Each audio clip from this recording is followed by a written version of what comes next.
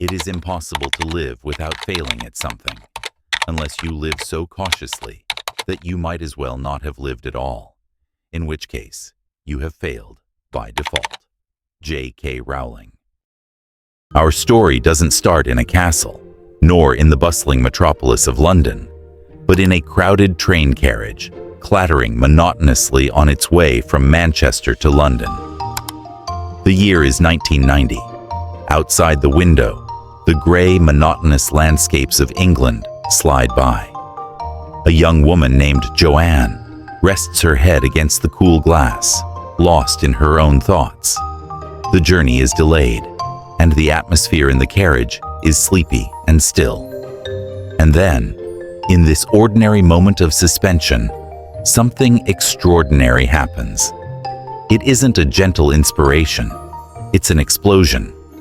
As if someone has thrown open a door in her mind to another world, a vision rushes through with full force. A boy. A thin, black-haired boy with glasses, who doesn't know he's a wizard.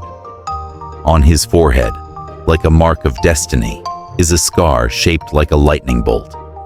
In an instant, she sees him on the platform of a magical station. She sees a castle on a hill. She sees the friends waiting for him. The characters, the places, and the entire mythology appear in her head fully formed, demanding to be told. An electric spark runs through her body. She grabs a pen and, on a napkin, on a scrap of paper, on anything she can find, she begins to write down names and ideas.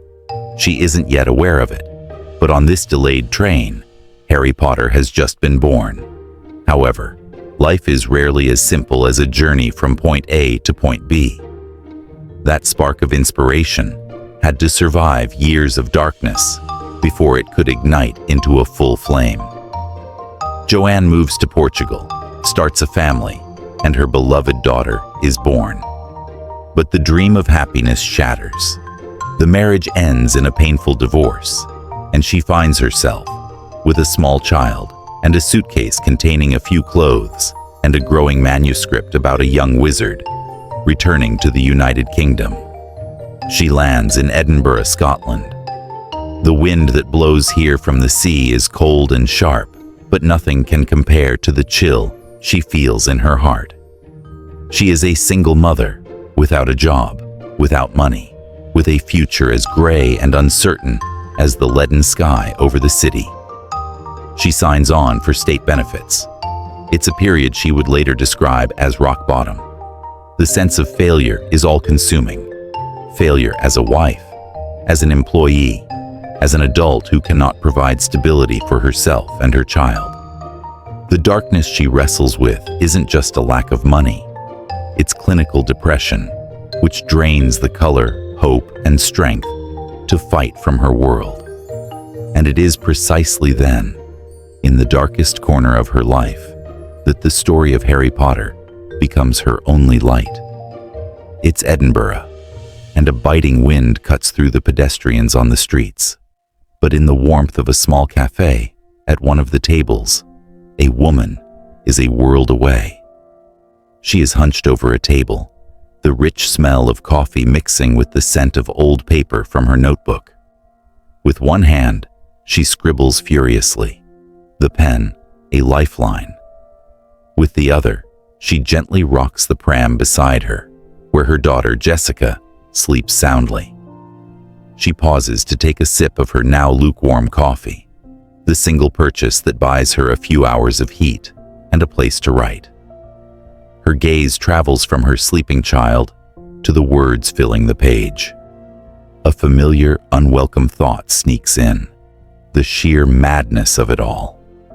A single mother on benefits, spending her last pounds on coffee to write a story about a boy wizard.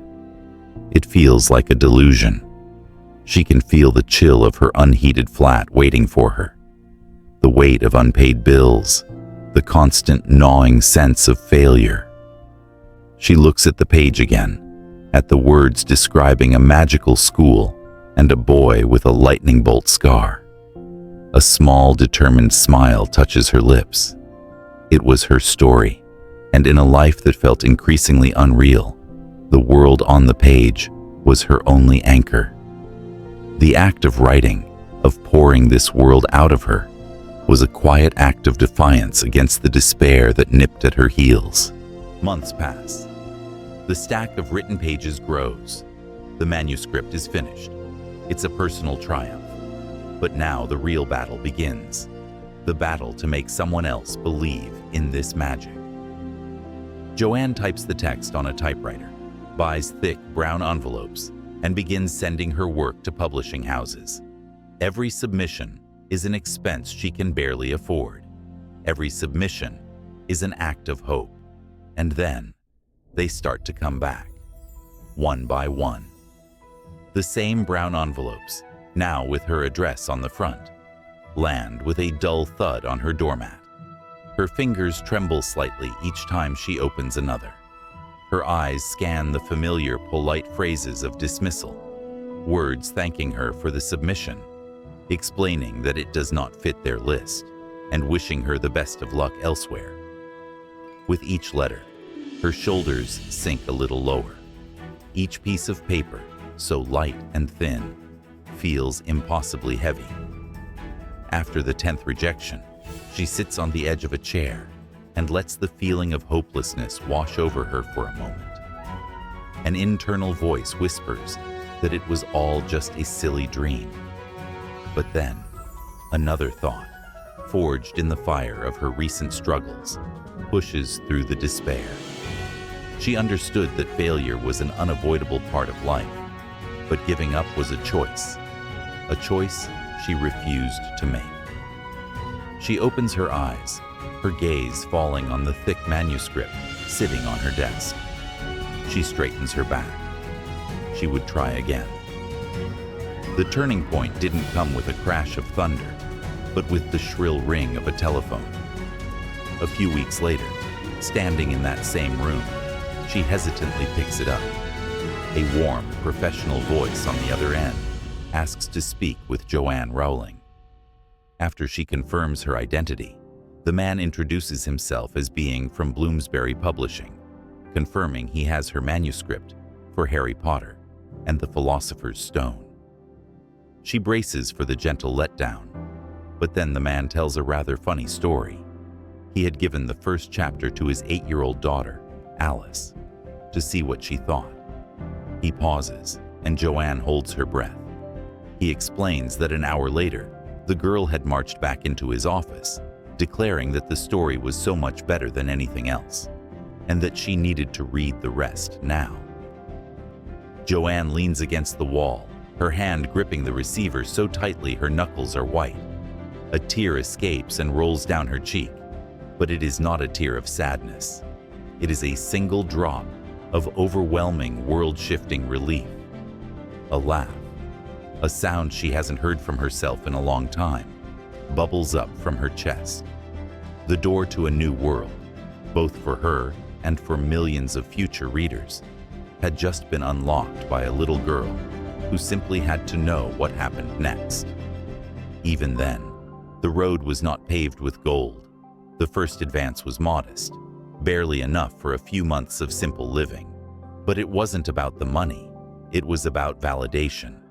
Someone believed. Someone besides her saw the magic. And then, when the book finally hit the shelves in 1997, something happened that no one could have predicted. It started as a whisper, with children recommending the book to each other in school corridors. And then the whisper turned into a roar. The story of the boy wizard crossed all boundaries: age, culture, and geography. It became a global phenomenon, a symbol of hope, friendship, and the courage to fight against evil.